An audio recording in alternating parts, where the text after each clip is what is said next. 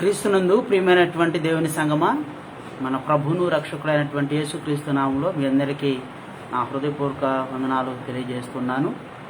ప్రభు మనకు చూపినటువంటి మహాకృపను బట్టి మరొక ఆదివారమున దేవుని సన్నిధిలో ఈ రీతిగా కూడి ప్రార్థించుకోవటానికి దేవాతి దేవుడు మనకి ఇచ్చినటువంటి మంచి సమయం కొరకై దేవాతి దేవునికి స్తోత్రాలు చెల్లిద్దాం. హల్లెలూయా. నేటి ఆదివారపు ఆరాధనను ప్రారంభించుకుందాం. సమస్త దేశములారా యెహోవాకు ఉత్సాహధ్వని చేయుడి, సంతోషముతో యెహోవాను సేవించుడి. ఉత్సాహగానము చేయుచు ఆయన సన్నిధికి రండి. యెహోవాయే దేవుడని తెలుసుకునుడి.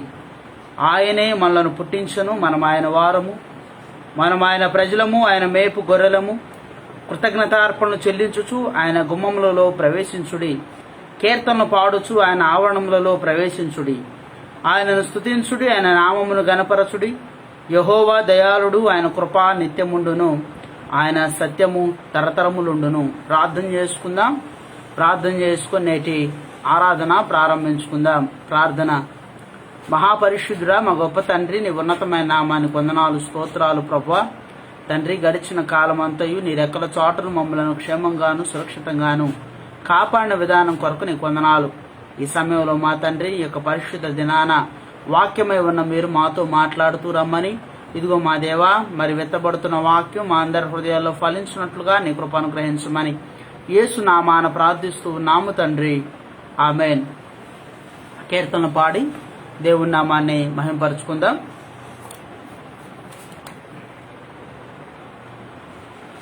సియోను పాటలు సంతోషముగాను అనేటువంటి కీర్తన పాడి దేవుని నామాన్ని మహింపరుచుకుందాం. సియోను పాటలు సంతోషముగను పాడుచు సియోను వెళ్ళుదము. సియోను పాటలు సంతోషముగను పాడుచు సియోను వెళ్ళుదము.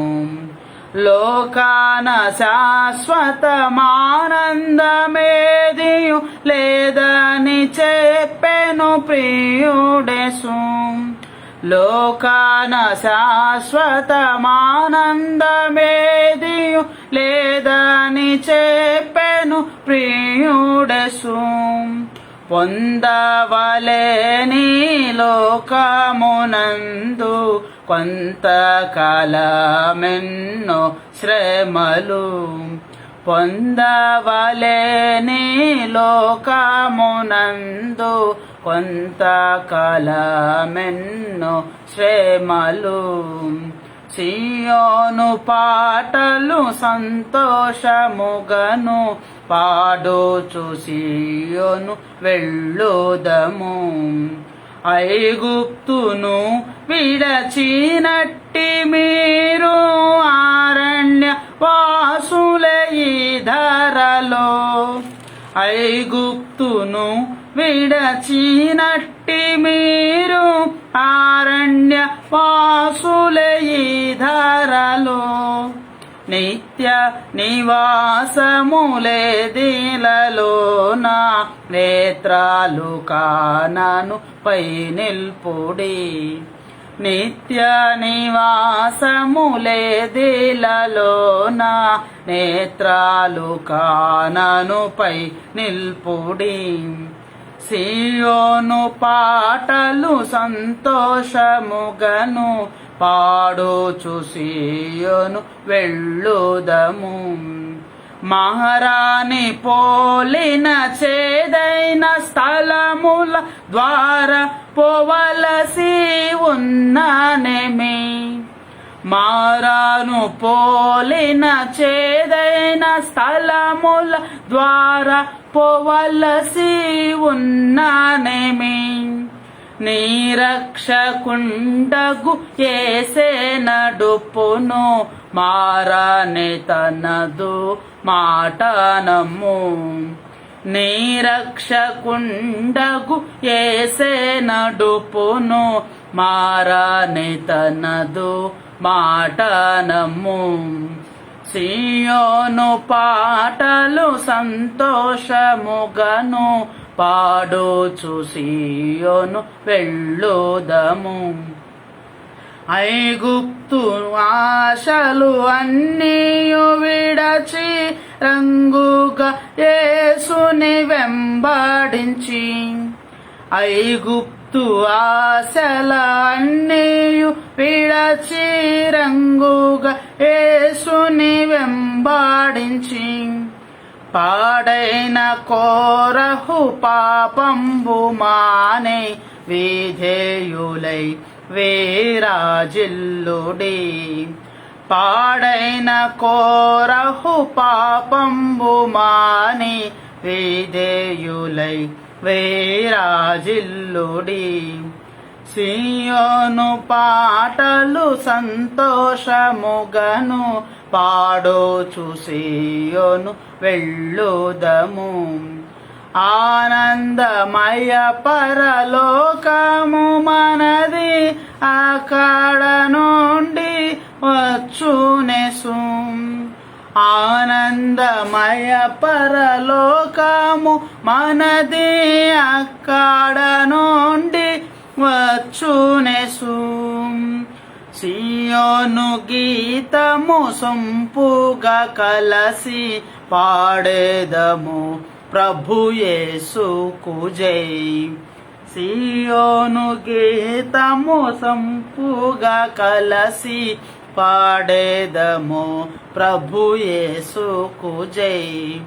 సియోను పాటలు సంతోషముగను పాడుచు సియోను వెళ్ళుదము.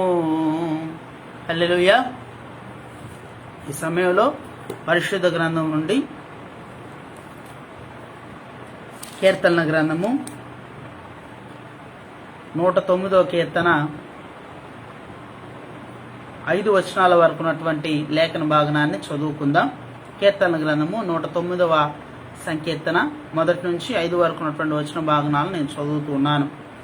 నా స్తుతికి కారణభూతులకు దేవా, మౌనంగా ఉండకము. నన్ను చెరపవలనని భక్తిహీనులు తమ నోరు తెరచి ఉన్నారు. వారు నా మీద అబద్ధములు చెప్పుకొనుచున్నారు. నన్ను చుట్టుకొని నా మీద ద్వేషపు మాటలు మాట్లాడుచున్నారు. నిర్నిమిత్తముగా నాతో పోరాడుచున్నారు. నేను చూపిన ప్రేమకు ప్రతిగా వారు నా మీద పగపట్టి ఉన్నారు. అయితే నేను మానక ప్రార్థన చేయుచున్నాను. నేను చేసిన మేలుకు ప్రతిగా కీడు చేయుచున్నారు. నేను చూపిన ప్రేమకు ప్రతిగా నా మీద ద్వేషముంచుచున్నారు. వారి మీద భక్తిహీనుని అధికారిగా ఉంచుము. అపవాది వాని కుడి పక్కన నిలుచునుగాక. దేవుడు తన పరిశుద్ధ వాక్యాన్ని మన వెనికిడిలో ఫలింపచేయునుగాక.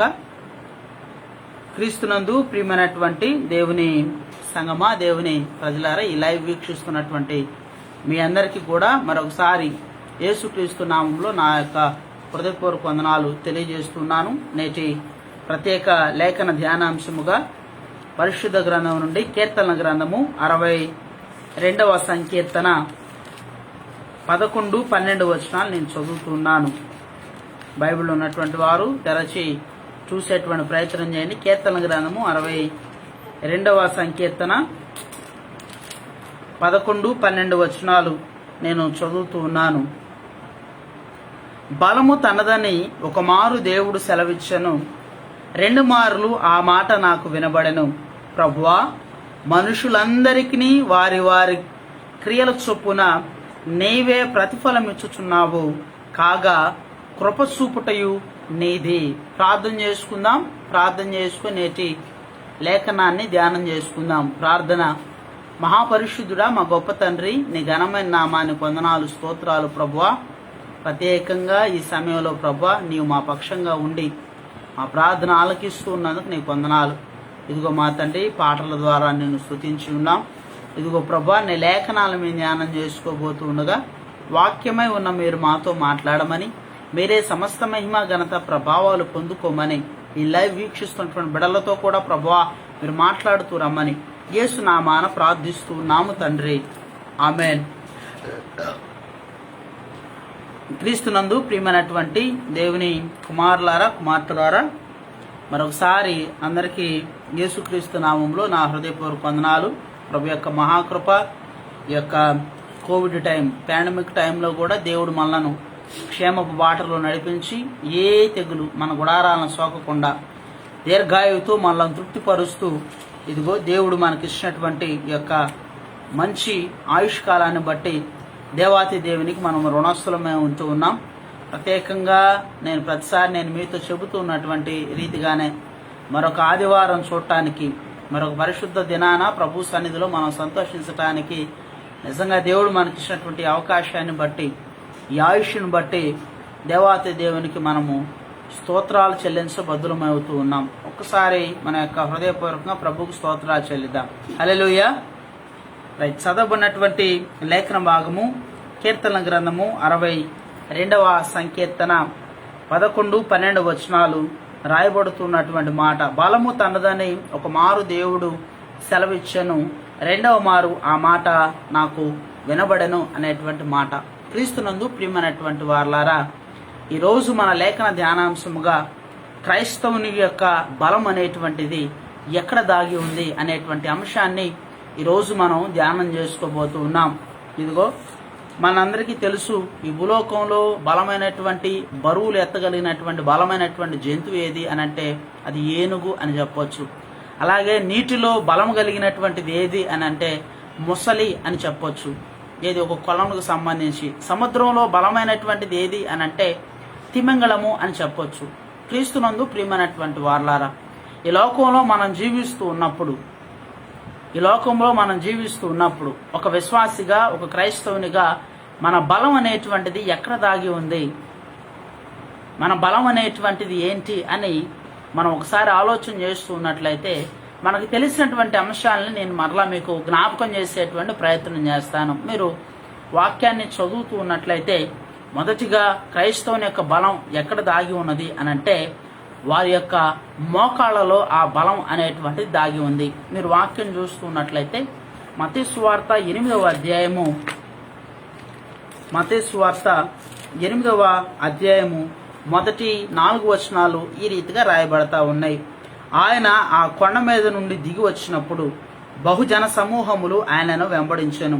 ఇదిగో కుష్ఠరోగి వచ్చి ఆయనకు నొక్కి, ప్రభువా, నీకిష్టమైతే నన్ను శుద్ధినిగా చేయగలవనెను. అందుకు ఆయన చేయి చాపి వాణ్ణి ముట్టి, తక్షణమే నీవు శుద్ధుడవు కమ్మని చెప్పగా తక్షణమే వాని కుష్ఠరోగము శుద్ధి ఆయను. అప్పుడు యేసు, ఎవరితోనూ ఏమీ చెప్పకు సుమి, కాని నీవు వెళ్ళి వారికి సాక్షార్థమై నీ దేహమును యాజకునికి కనపరుచుకొని మోషే నియమించిన కానుక సమర్పించమని వారితో చెప్పెను అనేటువంటి మాట. క్రీస్తునందు ప్రియమైనటువంటి వారలారా, చదవబడినటువంటి లేఖన భాగం మనకు పరిచయం ఉన్నటువంటిదే.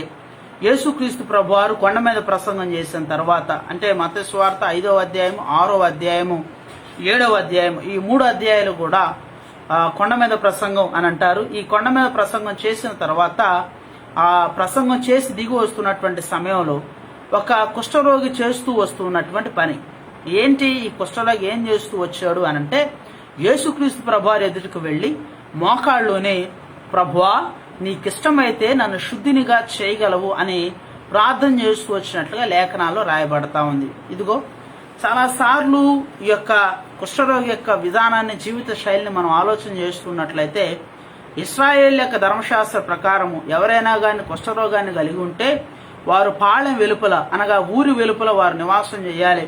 ఒకవేళ వారు ఊళ్ళోకి రావాలని అనుకుంటే నేను అపవిత్రుణ్ణి అని చెప్పేసి పెద్దగా కేకలు వేస్తూ, పెద్ద శబ్దాలు చేస్తూ ఊళ్ళోకి రావాల్సినటువంటి పరిస్థితి. ఇదిగో ఒకవేళ ఎటువంటి ఆ యొక్క సిగ్నల్స్ ఇవ్వకుండా అతను ఊళ్ళోకి వస్తూ ఉన్నట్లయితే అతని రాళ్లతో కొట్టి చంపటానికి కూడా మోషే ధర్మశాస్త్ర ప్రకారం ఇదిగో అవకాశం అనేటువంటిది ఉంది. ప్రియులారా, ఇదిగో అటువంటి హీనమైనటువంటి స్థితిలో, దీనమైనటువంటి స్థితిలో ఉంటూ ఉన్నప్పటికీ కూడా, మనుషుల చేత వెలివేయబడినటువంటి వాడుగా ఉంటూ ఉన్నప్పటికీ కూడా ఈ కుష్ఠరోగి తన యొక్క ప్రాణాలను సైతం కూడా లెక్క చేయకుండా అతడు ప్రభువారి ఎదుటకు వచ్చి మోకాళ్ళలోని ప్రభు సన్నిధిలో ప్రార్థన చేస్తున్నట్లుగా లేఖనాల్లో రాయబడతా ఉంది. ఇదిగో మోకరించటం అనేటువంటిది దేవునికి మనల్ని మనం సమర్పించుకోవటం అని అర్థం.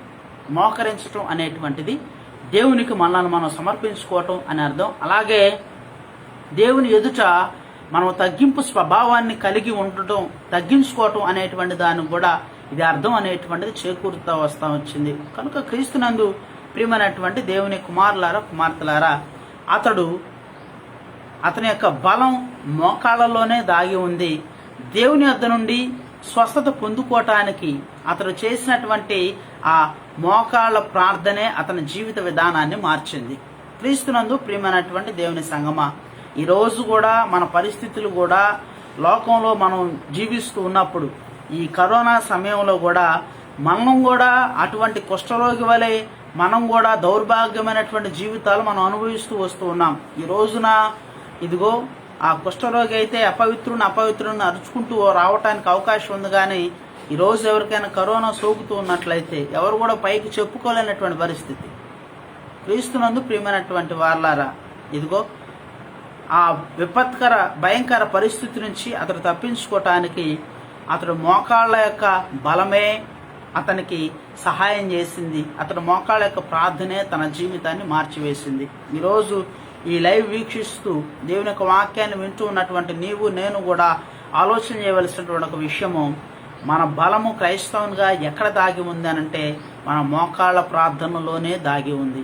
చాలాసార్లు ఈ విషయాన్ని గమనించక ఎన్నో రకాలైనటువంటి ప్రయత్నాలు, ఎన్నో రకాలైనటువంటి ఇదిగో బాబాలను, స్వామీజీలను ఎంతో మంది రకరకాల ఆలోచనలు చేస్తూ ఉంటారు. కానీ ఎక్కడ మనము బలవంతులం అవుతామో ఆ విషయాన్ని మర్చిపోయేటువంటి వారుగా ఉంటారు. ప్రియులారా, ఈ మధ్యాహ్న కాల సమయంలో ఈ లైవ్ వీక్షిస్తున్నటువంటి మీ అందరూ కూడా ఈ విషయాన్ని జ్ఞాపకం చేసుకోవాలి. నీ బలం అనేటువంటిది, ఒక విశ్వాసిగా, క్రైస్తవుడిగా నీ బలం అనేటువంటిది నీ మోకాళ్ళలోనే దాగి ఉంది. ఈ విషయాన్ని ఎప్పుడు కూడా నువ్వు మర్చిపోవద్దు. ఎప్పుడైతే నువ్వు మోకరించి ప్రార్థన చేస్తావు, ఎప్పుడైతే నీ యొక్క మోకాళ్ళు ప్రభు సన్నిధిలో ఉంచుతావు, మోకాళ్ళ నుంచి ప్రభు సన్నిధిలో తగ్గింపు స్వభావాన్ని కలిగి ప్రభు ఎదుట నిన్ను సమర్పించుకుంటావో, నీ జీవితం అనేటువంటిది పూర్తిగా ప్రభు మార్చివేయటానికి ఇష్టపడేటువంటి వాడుగా ఉంటాడు. కనుక ఈ రోజు నుంచి అయినా కానీ నీ బలమేంటో నువ్వు గుర్తెరిగి మోకాళ్ళ ప్రార్థన చేయటానికి నువ్వు ఇష్టపడు. అలాగే రెండవదిగా మనం చూస్తూ ఉన్నట్లయితే, ఒక విశ్వాసిగా మన యొక్క బలం అనేటువంటిది ఎక్కడ దాగి ఉంది అనంటే, ఇదిగో మన బలం అనేటువంటిది మనం చూపేటువంటి విశ్వాసంలోనే దాగి ఉంది. క్రీస్తునందు ప్రియమైనటువంటి దేవుని కుమారులారా, కుమార్తెలారా, మీరు వాక్యాన్ని చదువుతున్నట్లయితే హెబ్రీయులకు రాసినటువంటి పత్రిక అపోస్తలుడైనటువంటి పౌలు 12వ అధ్యాయము మొదటి 2 వచనాలు మీరు చదువుతున్నట్లయితే లేఖనాల్లో ఈ రీతిగా రాయబడతా ఉంది. ఇంత గొప్ప సాక్షి సమూహము మేఘం వలె మనలను ఆవరించి ఉన్నందున మనము కూడా ప్రతి భారమును సులువుగా చిక్కులు పెట్టు పాపమును విడిచిపెట్టి విశ్వాసమునకు కర్తయు దానిని కొనసాగించువాడనైన యేసు వైపు చూచుచు మన ఎదుట ఉంచబడిన పందెములో ఓపికతో పరిగెత్తుదము అనేటువంటి మాట. క్రీస్తునందు ప్రియమైనటువంటి దేవుని సంగమ, ఒక విశ్వాసిగా మన యొక్క బలం అనేటువంటిది ఎక్కడ దాగి ఉంది అనంటే మనం చూపేటువంటి విశ్వాసములోనే. మీరు వాక్యాన్ని చదువుతున్నట్లయితే ఆ హెబ్రీయులకు రాసినటువంటి పత్రిక 11వ అధ్యాయం మొత్తం కూడా మీరు చూస్తూ ఉన్నట్లయితే దాదాపుగా 16 మంది విశ్వాస వీరులు లేదంటే 18 మంది విశ్వాస వీరులు మనకు కనబడతారు. బైబిల్లో ఈ చాప్టర్కి ఒక ప్రత్యేకత ఉంది. దీన్ని ఫెయిత్ చాప్టర్ అని అంటారు, లేదంటే ఫెయిత్ హీరోస్ చాప్టర్ అని అంటారు. విశ్వాస వీరుల యొక్క అధ్యాయము అని అంటారు. క్రీస్తునందు ప్రియమైనటువంటి దేవుని సంగమా, ఇదిగో మన బలం అనేటువంటిది ప్రభువు మీద మనం చూపేటువంటి విశ్వాసంలో దాగి ఉంది. మీరు వాక్యాన్ని చదువుతున్నట్లయితే ఎంతో మంది విశ్వాస వీరులు మనకు లేఖనాల్లో కనపడుతూ ఉంటారు. ఇదిగో ఆదికాండం 12వ అధ్యాయము మీరు అబ్రహాము యొక్క జీవిత విధానాన్ని మీరు జ్ఞాపకం చేసుకుంటూ ఉన్నట్లయితే, అబ్రహాము మెసొపొతామియా ప్రాంతం నుంచి దేవుడు పిలుచుకున్న తర్వాత దేవుడు వాగ్దానం చేసినటువంటి కనాను దేశానికి ప్రయాణం అవటానికి సిద్ధపడుతూ ఉన్నప్పుడు బహుశా అబ్రహాం యొక్క తల్లిదండ్రులు అడిగి ఉండవచ్చు, ఓ అబ్రహామా, ఇంతవరకు కూడా మనం ఎవరూ కూడా చేయలేనటువంటి పని, మన పూర్వీకులు ఎవరూ కూడా చేయలేనటువంటి సాహసం నువ్వు చేస్తా ఉన్నావు. ఏ ధైర్యంతో నువ్వు ఈ పని చేస్తా ఉన్నావు? ఇదిగో ఎప్పుడో నువ్వు ఒక స్వరాన్ని విన్నావు, ఆ స్వరం నిజమే అని నమ్ముతూ వచ్చావు. దేవుడు నాకు వాగ్దానం చేశాడు, నేను కనాన దేశాన్ని పొందుకోపోతా ఉన్నాను అని చెప్పేసి నువ్వు మాట్లాడుతూ ఉన్నావు. ఇది అసలు జరిగేటువంటి పనేనా? ఇదిగో ఇక్కడ మన యొక్క బలాన్ని, మన యొక్క జనాన్ని, మన ధనాన్ని, మన యొక్క స్థానాన్ని, మన యొక్క గ్రామాన్ని, మన యొక్క బలగాన్ని విడిచిపెట్టి ఏమీ లేనటువంటి చోటకు నువ్వు ప్రయాణమే వెళతా ఉన్నావు. ఇది నీకు ఎంతవరకు సమంజసం, ఇది నీకు సాధ్యమేనా అని అంటూ ఉన్నప్పుడు అబ్రహాము విశ్వాసాన్ని కలిగి విశ్వాసంతో తన ముందుకు తన యొక్క విశ్వాసపు యాత్రను కొనసాగిస్తూ వచ్చాడు. అబ్రహాం యొక్క బలం ఏంటో తెలుసా? అక్కడ విశ్వాసమే. దేవుడిపై అతను ఉంచినటువంటి విశ్వాసమే అతడికి పిల్లలను కలగజేసేటట్లుగా చేసింది. దేవుడిపై అతడు చూపినటువంటి విశ్వాసమే వాగ్దాన దేశాన్ని స్వతంత్రించుకోవడానికి అతడికి అవకాశం కలగజేయడానికి అవకాశం కల్పిస్తూ వచ్చింది. దేవుడిపై అతడు ఉంచినటువంటి విశ్వాసమే అతని దేవుని స్నేహితుడుగా పిలవటానికి దేవుడు ఒక ఆశీర్వాదాన్ని అబ్రహాంకి ఇస్తూ వచ్చాడు. దేవుడిపై అతడు చూపినటువంటి విశ్వాసమే ఈ రోజున మనం అందరం కూడా అబ్రహాము కుమారులుగా ఎంచబడుతూ ఉన్నాం. దేవుడిపై అతడు చూపినటువంటి విశ్వాసమే అతడు విశ్వాసులకు తండ్రి అనేటువంటి పిలుపును అతడు పిలిపించుకుంటా ఉన్నాడు. అతడు చనిపోయి కూడా నేటి వరకు. క్రీస్తునందు ప్రియమైనటువంటి దేవుని సంగమా, నీ విశ్వాసం అనేటువంటిది నీ బలము. దేవుడు నువ్వు ఏదైతే నీకు ఇస్తాడని నువ్వు నమ్ముతూ ఉన్నావో, దేవుడు నీ పక్షంగా ఏదైతే చేస్తాడని నువ్వు బలంగా నమ్ముతూ ఉంటావో, ఖచ్చితంగా నీ పక్షాన దేవుడు చేస్తాడు. ఖచ్చితంగా నీ పక్షాన దాన్ని దేవుడు నెరవేరుస్తాడు. నువ్వు ఎప్పుడైతే అపనమ్మిక కలిగి ఉంటావో, ఎప్పుడైతే అపనమ్మకంతో నువ్వు జీవిస్తూ ఉంటావో, దేవుడు ఇస్తాడులే, ఇవ్వడేమో, దేవుడు ఇస్తాడా ఏమో అనేటువంటి ఆలోచనలు నువ్వు చూస్తూ నిరుత్సాహంగా నువ్వు ఉంటూ ఉంటావో, నీ విశ్వాసాన్ని నువ్వు ఎప్పుడైతే కోల్పోతూ ఉంటావో, అప్పుడు నీ జీవితంలో దేవుడు ఎటువంటి అద్భుతం కూడా చేయడు. క్రీస్తునందు ప్రియమైనటువంటి వారలారా, నీ బలం ఏంటో తెలుసా? నీ విశ్వాసమే నీ బలం. ఒక రోగి డాక్టర్ యొక్క ట్రీట్మెంట్కి రెస్పాండ్ అయినా కానీ తను లేచి నడవటానికి అతనులో ఉన్నటువంటి విశ్వాసమే, నేను నడవగలను అనేటువంటి నమ్మకమే అతను నడిపించింది. కానీ ఎన్ని మెడిసిన్స్ వాడినా కానీ, ఎంత ఖరీదైన మందులు వాడినా కానీ, నేను ఈ యొక్క పడక మీద నుంచి, మరణశయ్య మీద నుంచి నేను లెగవలేను, నడవలేను అనేటువంటి అపనమ్మకం ఉంటూ ఉన్నట్లయితే అసలు ఏ రోజు కూడా స్వస్థపడటం అనేటువంటిది జరగదు. అలాగే నా జీవితాల్లో మన యొక్క బలం అనేటువంటిది మన విశ్వాసంలోనే దాగి ఉంది. దేవుని నువ్వు నమ్ముతూ ఉన్నట్లయితే, దేవుని నువ్వు బలంగా విశ్వసిస్తూ ఉన్నట్లయితే, ఆ విశ్వాసమే నీకు దేవుని పక్షంగా కార్యాలు చేయటానికి దేవుడు నీ పట్ల సిద్ధ మనస్సు కలిగి ఉంటాడు. ఎప్పుడైతే నువ్వు అపనమ్మకం కలిగి ఉంటాడో నీ జీవితంలో ఎటువంటి అద్భుతం అనేటువంటిది జరగదు. కనుక క్రీస్తునందు ప్రియమైనటువంటి దేవుని సంగమా, ఇదిగో ఒక విశ్వాసిగా, క్రైస్తవునిగా నీ బలం అనేటువంటిది ఎక్కడ దాగి ఉంది అని అంటే దేవుడిపై నువ్వు చూపేటువంటి విశ్వాసంలోనే దాగి ఉంది. కనుక ఈ విషయాన్ని మనము జ్ఞాపకం ఉంచుకోవలసినటువంటి వారంగా ఉంటున్నాం. రెండు విషయాలు మనం చూస్తూ వచ్చాం. మన విశ్వాసం అనేటువంటి క్రైస్తవులుగా మన బలం అనేటువంటిది ఎక్కడ దాగి ఉంది అని అంటే, ఒకటి మన యొక్క మోకాళ్ళలోనే ఆ బలం అనేటువంటిది దాగి ఉందని, రెండవది మన యొక్క విశ్వాసంలోనే ఆ బలం అనేటువంటిది దాగి ఉంది అని, మూడవదిగా మనం చూస్తున్నట్లయితే ఒక విశ్వాసిగా క్రైస్తవుల యొక్క బలం అనేటువంటిది ఎక్కడ దాగి ఉంది అని అంటే, దేవునికి మనము చేసేటువంటి స్తుతులలోనే మన యొక్క బలం అనేటువంటిది దాగి ఉంది. మీరు వాక్యాన్ని చదువుతున్నట్లయితే మత్తయి సువార్త 21వ అధ్యాయము 16వ వచనాన్ని నేను చదువుతున్నాను. మత్తయి సువార్త 21వ అధ్యాయం 16వ వచనాన్ని నేను చదువుతున్నాను. వీరు చెప్పుచున్నది వినుచున్నావా అని ఆయనను అడిగిరి. అందుకు యేసు, వినుచున్నాను. బాలుర యొక్కయు చంటి పిల్లల యొక్కయు నోట స్తోత్రము సిద్ధింపజేసి తిని అను మాట మీరెన్నడూను చదవలేదా అని వారితో చెప్పి వారిని విడిచి పట్టణము నుండి బయలుదేరి బేతనియాకు వెళ్ళి అక్కడ బస చేసెను అనేటువంటి మాట. క్రీస్తునందు ప్రియమైనటువంటి దేవుని కుమారులారా, కుమార్తెలారా, మీరు వాక్యాన్ని చదువుతూ ఉన్నట్లయితే యేసుక్రీస్తు ప్రభువారు యెరూషలేములోనికి జయప్రవేశం చేసి వస్తూ ఉన్నటువంటి సందర్భంలో అక్కడ ఉన్నటువంటి చిన్నపిల్లలు, అక్కడ ఉన్నటువంటి పెద్దలు అందరూ కూడా మొదలుకొని దేవుణ్ణి లేదంటే యేసుక్రీస్తు ప్రభువాన్ని స్తుతించటం అనేటువంటి జరుగుతూ వస్తుంది. ఆ జరుగుతున్నటువంటి సమయంలో అక్కడ ఉన్నటువంటి పరిసయ్యులు, శాస్త్రులు, సద్దుకాయలు యేసుక్రీస్తు ప్రభువారిని వెంబడిస్తున్నటువంటి జనసమూహాన్ని అడ్డగించాలనేటువంటి ప్రయత్నం చేసి ప్రభువారిని కూడా చిక్కులు పెట్టాలి అనేటువంటి ప్రయత్నం చేసి ప్రభువారితో మాట్లాడుతున్నటువంటి మాట, వీళ్ళు మాట్లాడుతున్నటువంటి మాటలను వింటా ఉన్నావా అని.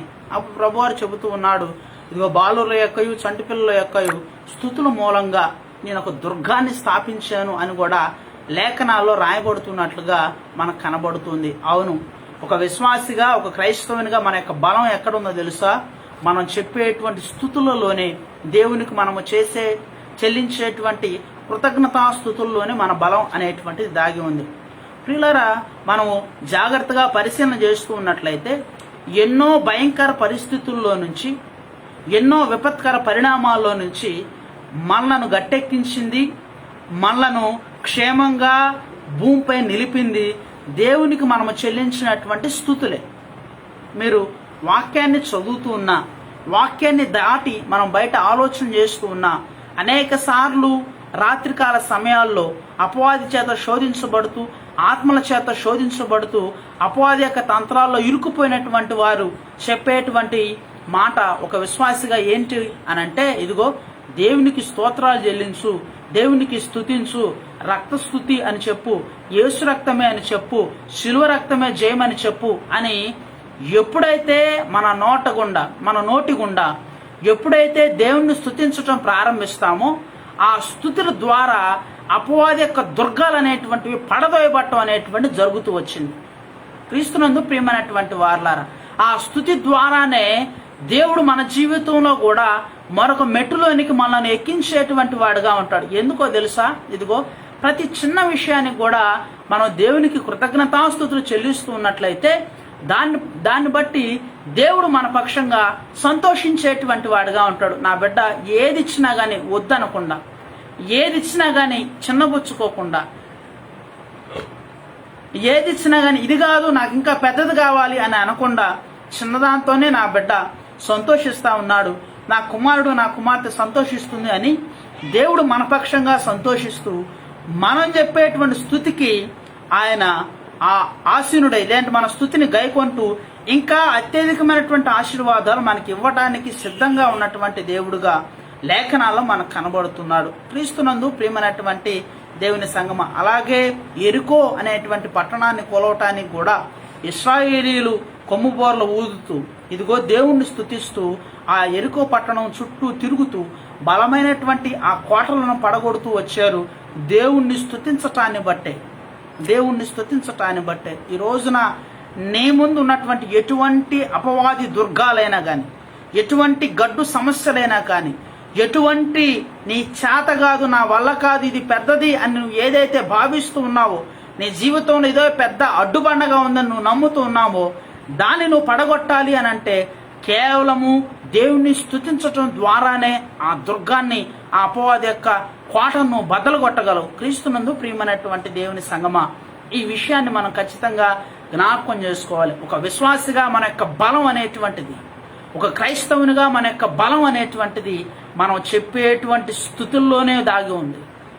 ఇదిగో మనం ప్రతి విషయంలో కూడా దేవునికి ఖచ్చితంగా కృతజ్ఞతాస్తుతులు చెల్లించాలి.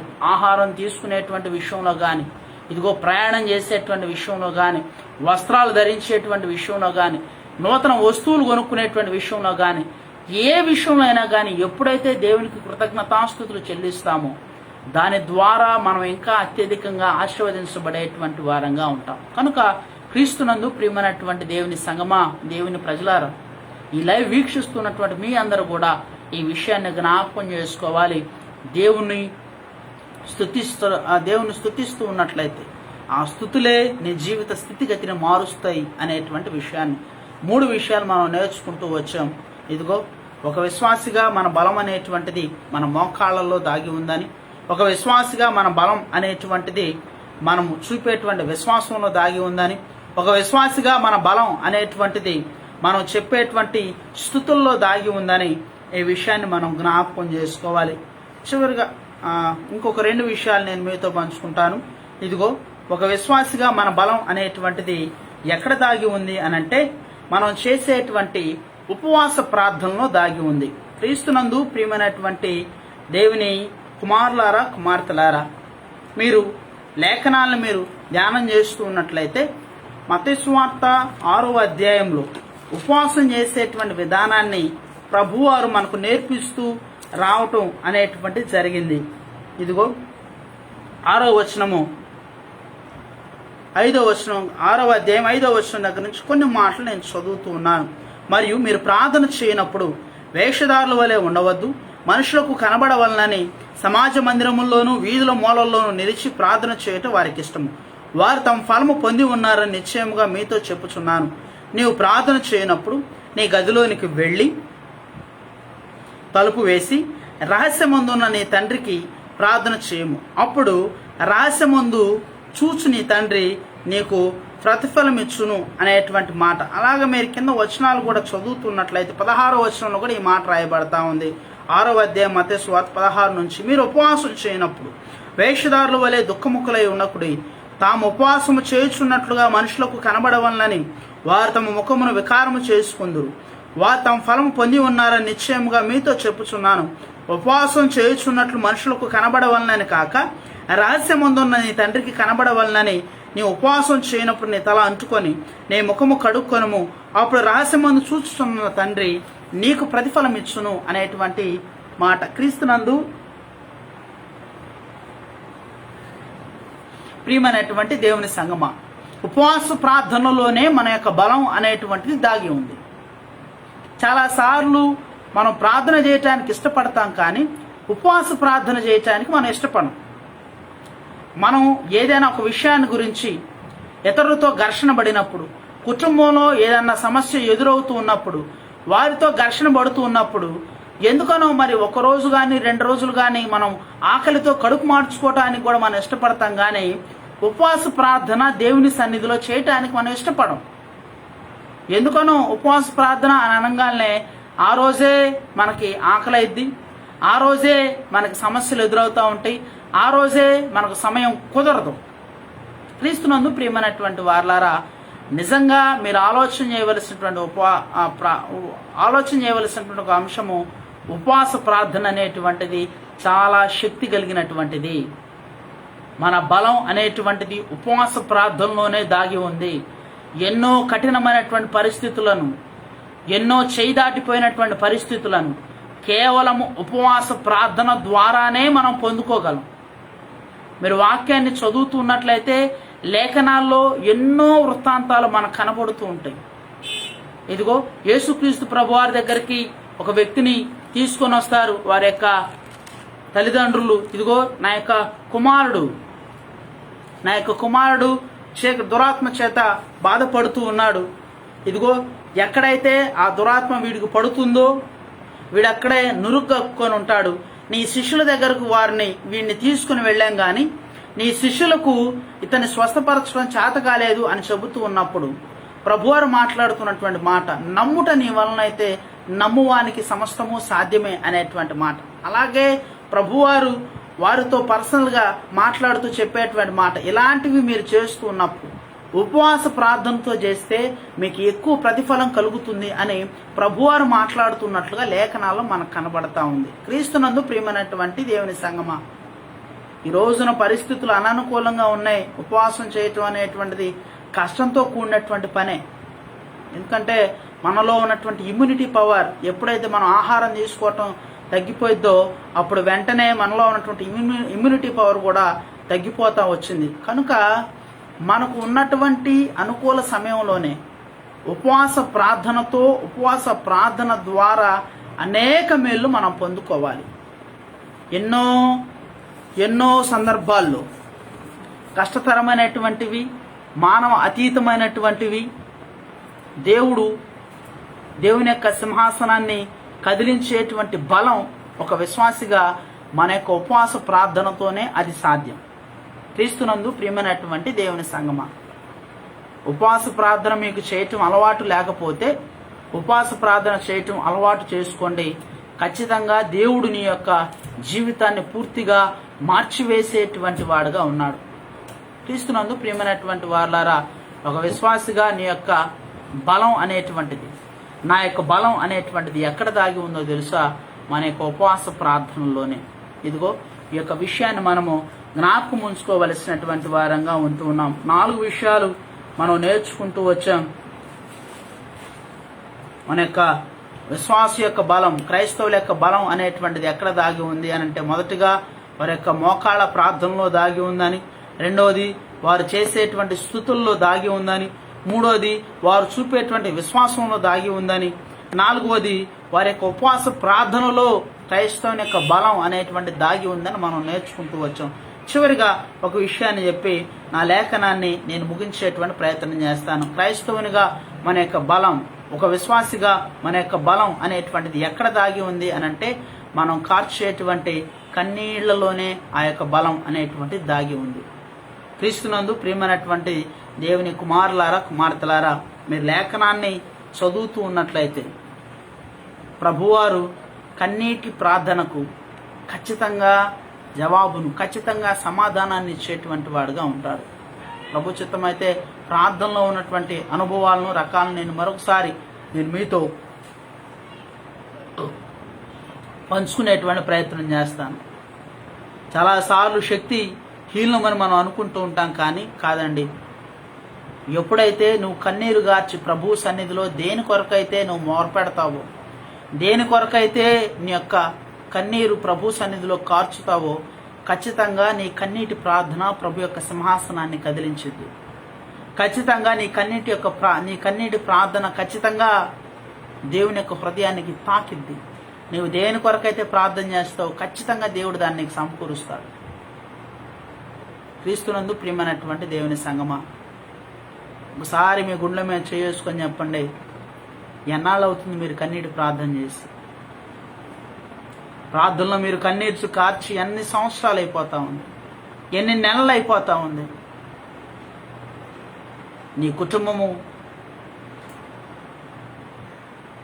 రక్షణ లేకుండా ఉంటూ ఉన్నా మనకు కన్నీళ్లు రావటం లేదు.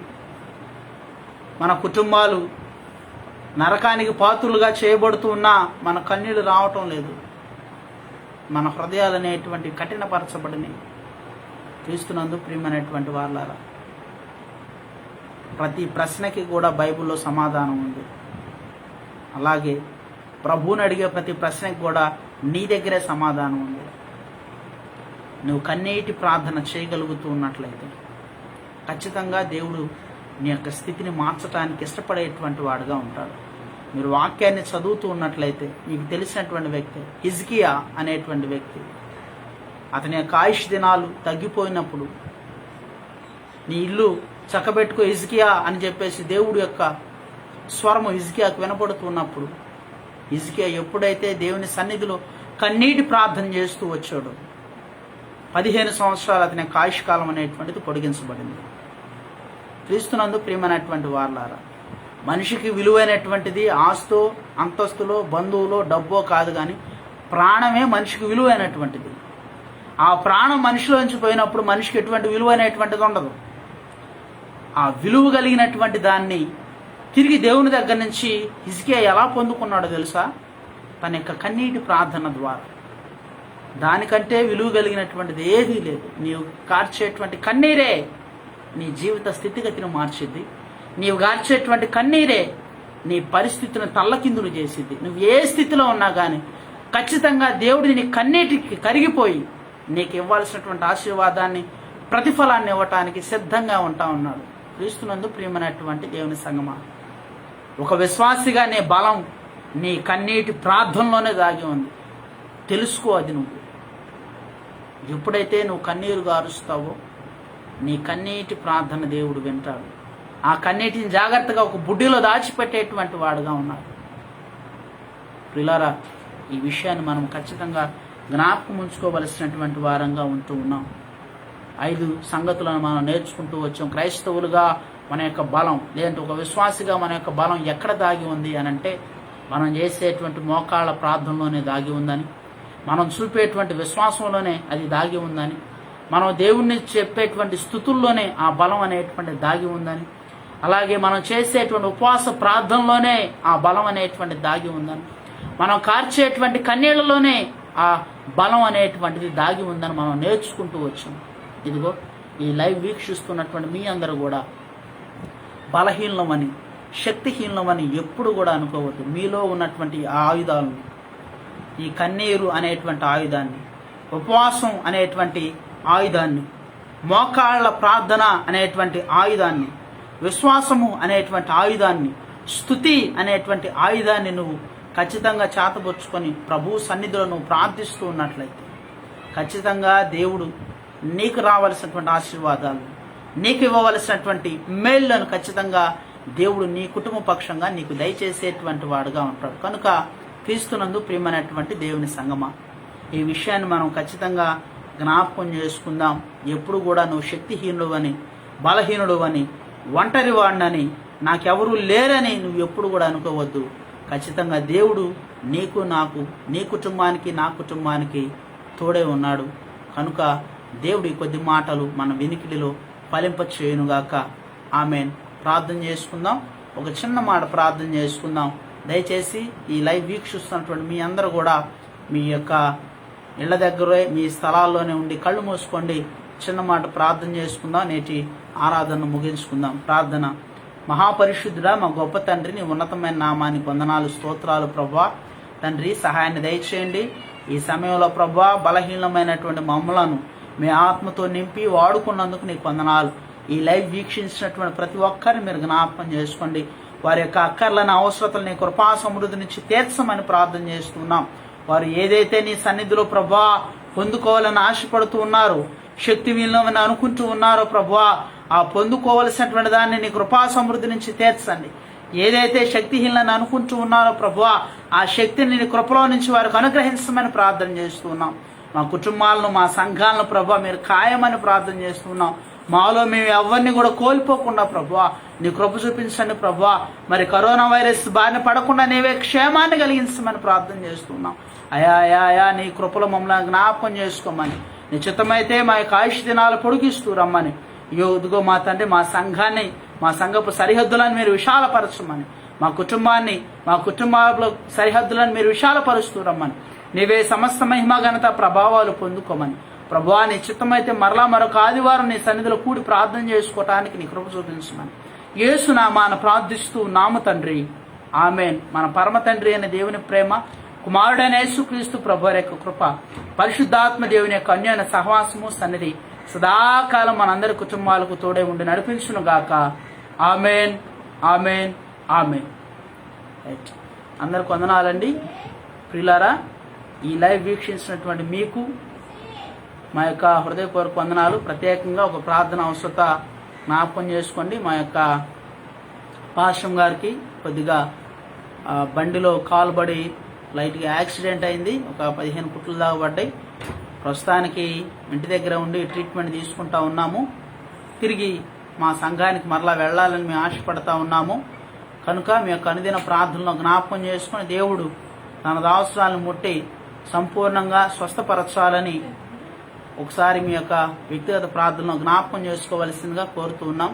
ప్రభు చిత్తమైతే మరలా మరొక ఆదివారాన మీ మధ్యకు వచ్చి దేవుని యొక్క వాక్యాన్ని పంచుకుంటాను. అందరికి వందనాలు. Thank you.